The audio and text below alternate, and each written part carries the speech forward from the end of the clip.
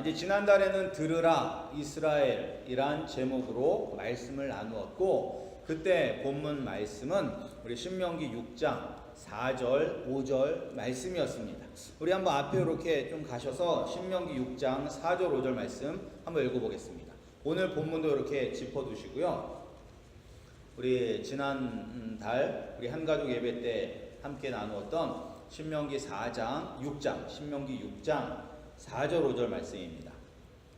신명기 6장 4절 5절 말씀 우리 함께 읽겠습니다. 시작. 이스라엘아 들으라. 우리 하나님 여호와는 오직 유일한 여호와이시니 너는 마음을 다하고 뜻을 다하고 힘을 다하여 내 하나님 여호와를 사랑하라. 아멘. 그래서 이 말씀 이스라엘아 들으라, 이 말씀은 오늘날도 유대인들이 계속해서 암송하고 있는 아주 중요한 말씀이라고 알려드렸습니다.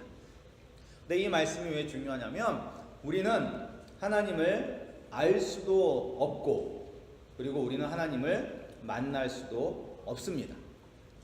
하나님이 친히 직접 우리에게 말씀하시고 우리를 만나주지 않으시면 우리의 힘으로는 절대 하나님을 알 수도 만날 수도 없습니다.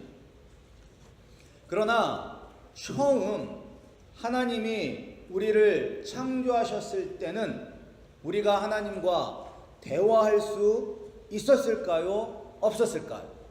처음 하나님께서 인간을 창조하셨을 때 아담과 하와는 하나님과 대화할 수 있었을까요? 없었을까요? 예, 있었습니다. 그때는 하나님과 이야기할 수 있었어요. 하나님과 동행하였고, 그리고 하나님의 뜻을 이룰 수가 있었습니다. 그런데 왜 하나님과 이야기할 수도 없고, 하나님과 함께 할 수도 없고, 하나님의 음성을 들을 수도, 하나님을 찾을 수도 없게 되었나요? 그러니까 왜 아담과 하와는 에덴 동산에서 쫓겨나게 되었을까요? 왜 쫓겨났죠? 왜 에덴 동산에서 쫓겨났어요? 아담과 하와가 뭘 먹었어요? 예, 선악과. 맞아요. 선악과. 예, 사과를 닮은 선악과. 예, 선악과를 먹었습니다. 먹지 말라는 선악과를 먹었기 때문에, 죄를 지었기 때문에 하나님과의 관계가 끊어지게 되었습니다. 그런데 이 선악과는 선과 악을 알게 하는 과일인데, 이 과일 하나 먹은 것이 하나님과의 관계가 끊어질 정도로 심각한 죄일까요? 여러분들 여기 이제 형제가 있는 친구들, 형제나 자매가 있는 친구들은 이제 뭐 동생이 내가 먹고 싶은 초콜릿을 하나 몰래 먹었다고, 나 이제부터 너랑 절교야, 너랑 이야기도 안 하고 너랑 눈도 마주치지도 않고 너랑 얘기도 안 할 거야 라고 그렇게 이야기할 수는 있지만, 그러나 시간이 조금 지나면 또 친하게 지내요. 웃고 떠들면서. 그런데 하나님은 왜 선과 악을 알게 하는 과일 하나를 먹었다고 해서 아담과 하와를 에덴 동산에서 쫓아내고 하나님과의 관계가 완전히 단절되었을까요? 예, 주은이. 예, 뱀에게 유혹받아서 죄를 지었습니다. 그런데 선악과를 먹었다는 것은 어떤 뜻이 있냐면, 하나님의 말씀을 믿지 못했으며, 그리고 하나님의 명령에 불순종, 하나님의 명령을 일부러 따르지 않은 것입니다. 하나님이 아담과 하와에게 말씀했을까요? 안 했을까요? 만약 너희들이 선악과를 따 먹으면 반드시 죽는다 라고 이야기하셨을까요? 안 하셨을까요? 예, 그래요. 하셨어요. 하나님이 분명히 너희들이 선악과를 따먹게 되면 반드시 죽는다라고 말씀을 하셨음에도 그 선악과를 먹었다는 것은 하나님을 믿지 않았고, 그리고 하나님의 말씀을 아주 하찮은 것으로 여겼기 때문인 것입니다. 이것이 바로 죄인 것입니다. 그래서 이 죄 때문에 하나님과의 관계가 단절되었습니다. 그리고 이 깨어진 관계, 이 단절된 관계는 사람이 다시 회복시킬 수가 없습니다. 하나님께서 다시 회복시켜 주시지 않으면 원래대로 돌아올 수가 없습니다. 그래서 하나님이 친히 우리에게 먼저 말씀하고 계신 것입니다. 하나님은 왜 우리에게 말씀하실까요? 하나님은 무엇 때문에 우리에게 말씀하실까요? 그것은 우리에게 좋은 것을 주시기 위해서 말씀하시는 것입니다. 축복을 주시기 위해서 우리에게 말씀하시는 것입니다. 우리가 보는 신명기에는 하나님의 말씀은 모세 오경을 가리키는 것이고 오늘날에는 이 성경 전체를 말하는 것입니다. 따라서 오늘날에도 지금 이 순간에도 하나님은 우리에게 성경을 통해서 말씀하고 계십니다. 그리고 그 말씀을 들으라 라고 우리에게 요구하고 계십니다. 그리고 이 성경을 통해서 우리에게 복 주기를 원하신다는 것을 우리가 어떻게 알 수가 있느냐? 우리가 읽은 본문 앞 뒤에 말씀을 읽어보면 우리가 더 잘 알 수가 있습니다. 우리 30장 9절 10절 한번 읽어보겠습니다. 우리 30장 9절 10절. 우리 30장 9절 10절입니다. 함께 읽겠습니다. 시작. 내가 내 하나님 여호와의 말씀을 청종하여 이 율법책에 기록된 그의 명령과 규례를 지키고 내 마음을 다하며 뜻을 다하여 여호와 내 하나님께 돌아오면 내 하나님 여호와께서 내 손으로 하는 모든 일과 내 몸의 소생과 내 가축의 새끼와 내 토지 소산을 많게 하시고 내게 복을 주시되 곧 내 조상들을 기뻐하신 것과 같이 너를 다시 기뻐하사 내게 복을 주시리라. 아멘. 그리고 이어서 우리 15절과 16절 말씀을 우리 함께 읽겠습니다. 15절과 16절 말씀입니다. 시작. 보라, 내가 오늘 생명과 복과 사망과 화를 내 앞에 두었나니 곧 내가 오늘 내게 명령하여 내 하나님 여호와를 사랑하고 그 모든 길로 행하며 그의 명령과 규례와 법도를 지키라 하는 것이라. 그리하면 내가 생존하며 번성할 것이요 또 내 하나님 여호와께서 내가 가서 차지할 땅에서 내게 복을 주실 것임이니라. 아멘. 하나님이 우리에게 말씀을 주신 것은 우리에게 축복을 주시기 위해서 말씀을 주신 것입니다. 우리가 하나님의 말씀을 들으면 들어가도 복을 받고 나가도 복을 받고 우리의 비즈니스도 복을 받고 우리의 가족도 복을 받게 되는 것입니다. 그것이 하나님이 원하시는 것입니다. 그러나 한 가지 조건이 있습니다. 그 조건은 무엇이냐면 우리가 하나님의 말씀을 듣고 지키는 것입니다. 우리가 하나님의 말씀을 듣고 지키면 축복이 오고 하나님의 말씀을 듣고도 지키지 않으면 하나님의 저주가 하나님의 심판이 우리에게 오게 되는 것입니다. 그렇다면 하나님의 이 말씀을 듣고 지키는 것이 어려울까요? 쉬울까요? 이제 이게 어렵다면 문제가 돼요. 왜 하지도 못하는 일을 우리에게 시키느냐라고 우리가 하나님께 따질 수가 있어요. 하나님의 말씀은 우리가 찾을 수 없는 아주 먼 곳에 숨겨져 있지 않습니다. 오늘 말씀에 나와 있는 것처럼 우리가 하나님의 말씀을 찾기 위해서 하늘 저 높은 곳에 올라가서 그 말씀을 찾아야만 할까요? 아니면 저 바다 끝에 이 말씀을 감추어 두셔서 우리가 배를 타고 그 바다를 찾아 헤매며 이 말씀을 찾아 헤매야만 하는 건가? 근데 오늘 말씀에 보면 하나님의 말씀은 저 멀리에 있는 것이 아니라 하나님의 말씀은 바로 여기에 있습니다. 여러분들 성경 갖고 계시죠? 성경. 이 성경이 하나님의 말씀입니다. 하나님의 말씀이 바로 내 손에 있습니다. 내 손에. 그렇다면 또 하나님의 말씀이 내 손에 있지만 이 하나님의 말씀이 너무 어려워서 우리가 도저히 이해할 수 없는 어떤 암호로 이 성경이 쓰여져 있습니까? 우리가 성경을 알기 위해서 특별히 언어 공부를 하고 그리고 성경을 연구해야지만 이해할 수 있는 그런 대단히 어려운 글로 성경이 쓰여져 있습니까? 그렇지 않습니다. 누구나 읽고 이해할 수 있습니다. 비록 글을 모르는 사람이라 할지라도 들으면 다 이해할 수 있는 그런 쉬운 말로 성경은 기록되어 있고 바로 우리 앞에 있습니다.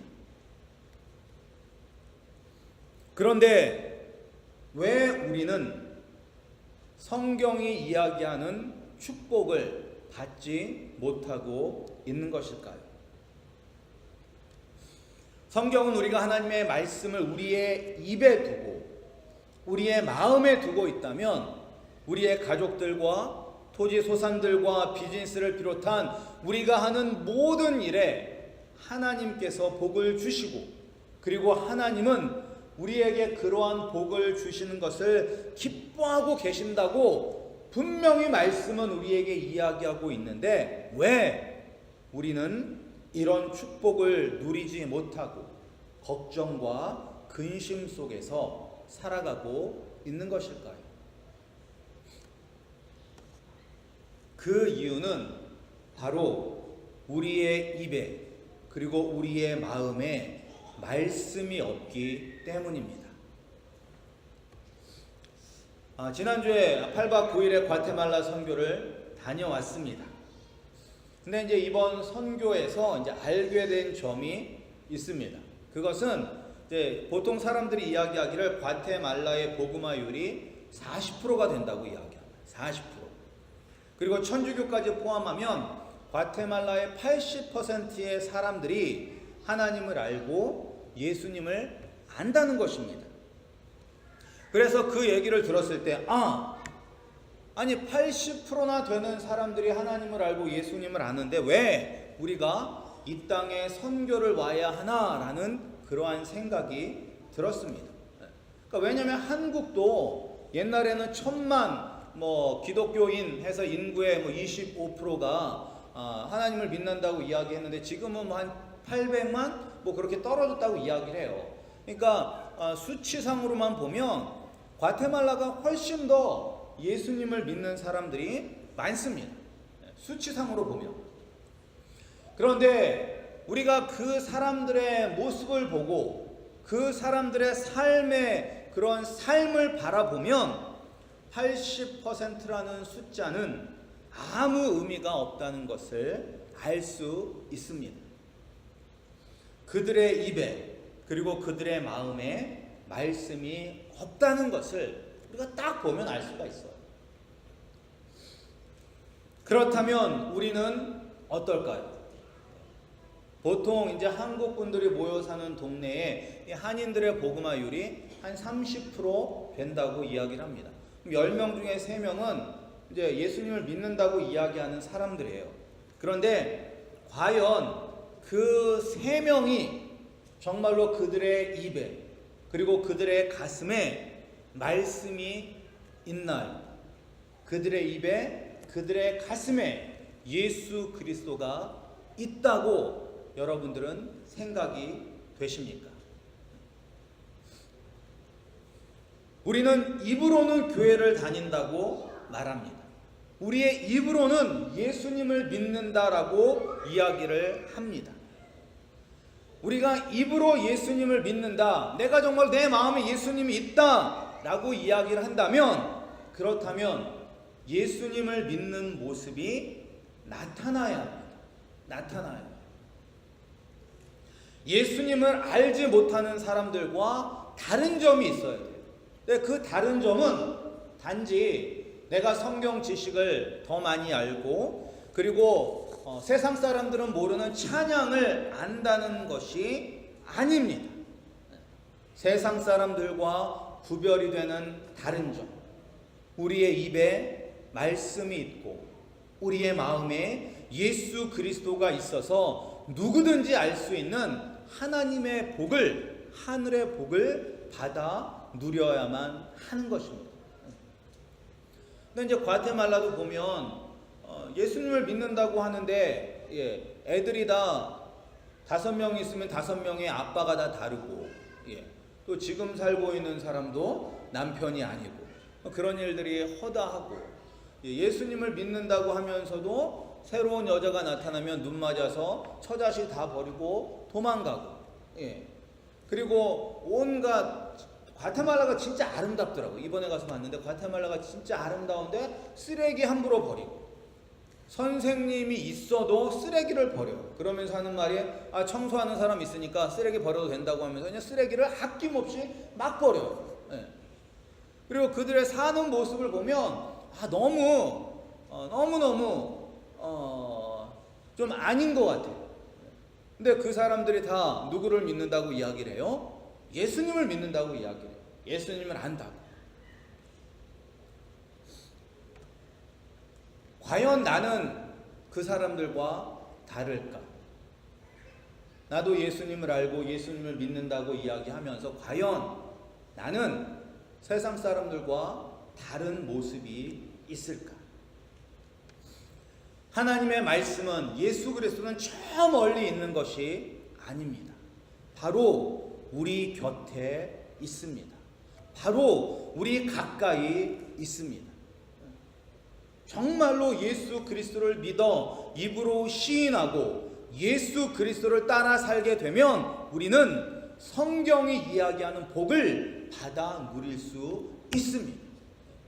그리고 이 말씀이 진리라는 것을 또한 우리 선교팀이 마지막 날 알모롱가란 조그만 타운을 방문하면서 알게 되었습니다. 하나님의 말씀은 정말로 능력이 있고 하나님의 말씀은 우리가 말씀대로 살면 이런 축복을 반드시 우리에게 주신다는 것을 우리가 보고 왔어요. 무엇을 보고 왔냐면 이 알모롱가란 곳은 조그만 타운입니다. 조그만 타운이. 근데 이곳이 엄청나게 척박한 땅이었습니다. 그리고 땅이 척박하니까 농사도 잘 안 되니까 그 사람들이 다 무엇이냐면 술 먹고 도둑질하고 싸움박질하는 거예요. 그래서 그 조그만 마을에 교도소가 3개나 있었습니다. 교도소가. 그러니까 여기는 사람이 막 싸우고 사건이 나면 일단 유치장에 쳐넣었다가 재판을 받아서 교도소로 가고 그런 게 아니라 바로 교도소로 집어넣어버려요. 사람들. 근데 그곳에 교도소가 3곳이나 있었던 그러한 저주받은 땅이었었는데 그곳에 한 복음 전도자가 그 땅을 위해서 금식하며 기도하고 그리고 말씀을 선포함으로 말미암아 그 마을에 90%의 사람들이 예수님을 믿게 되었습니다. 그리고 예수님을 믿자 놀라운 기적이 일어났는데 그것이 무엇이냐? 땅이 변화가 되었습니다. 그 척박한 땅에 물이 터져서 그 척박한 땅이 옥토가 되었습니다. 한번 보시면 여기가 이제 그 알모롱가란 그 타운에 있는 야채 시장이에요. 도매상가. 그러니까 여기가 새벽 3시부터 열어서 아침 7시까지 연대요. 그러니까 여기 보면 사람들이 엄청나게 활기차요. 다른 곳에 비해서 사람들이 엄청나게 활기차고 저기 있는 것들이 다 그 야채 그런 것들이거든요. 그래서 여기가 얼마나 야채가 보면 그 사람들이 저런 야채가 있고 여기 보시면 이게 당근이에요. 당근. 그러니까 여기 코스코나 나오는 그런 당근에 한 4배, 5배는 더 클 정도로 그 큰 당근이고 옆에 있는 것은 이제 빨간물이에요. 빨간물. 그러니까 빨간무가 막 한 2만해요. 2만. 예. 그러니까 되게 조그마다고 이야기하는데 빨간무가 되게 커요. 저런 것들이 막 나오는 거예요. 근데 왜? 이 땅이 저렇게 변화됐기 때문입니다. 땅이 변화됐기 때문에. 이게 이건 이제 직접 가셔서 봐야 돼요. 이게 사진으로는 도저히 이 감동이 안 오는데 직접 가서 보셔야 돼요. 저 땅이 변화가 됐어요. 그래서 예수님을 믿기 전에는 한 달에 트럭 2대분의 농작물을 수확하였는데 예수님을 믿었더니 한 달에 트럭 200대 분을 수확하게 되었습니다. 그러니까 성경에서 이야기하는 100배의 축복을 받은 거예요. 100배의 축복. 그러니까 성경에서 이야기하는 그런 100배의 축복이 그냥 상상 속에 존재하는 것이 아니라 정말로 우리 현실 속에서 나타나는 것입니다. 말씀의 능력이 있어요. 말씀의 능력. 말씀을 입에 그리고 예수 그리스도를 가슴에 두었더니 말씀대로 축복을 받았습니다. 우리도 이런 축복을 받을 수 있습니다. 어떻게 하면? 말씀이 내 입에 있고 예수 그리스도가 내 마음에 있으면 우리도 이러한 축복을 받을 수가 있습니다. 말씀은 예수 그리스도는 멀리 있는 것이 아니라 바로 우리 가까이에 있습니다. 말씀을 그리고 예수님을 우리의 입술에 그리고 우리의 가슴에 새기셔서 성경이 이야기하는 축복을 다 받아 누리시는 우리 아름다운 교회 성도님들이 되시기를 주님의 이름으로 축복합니다.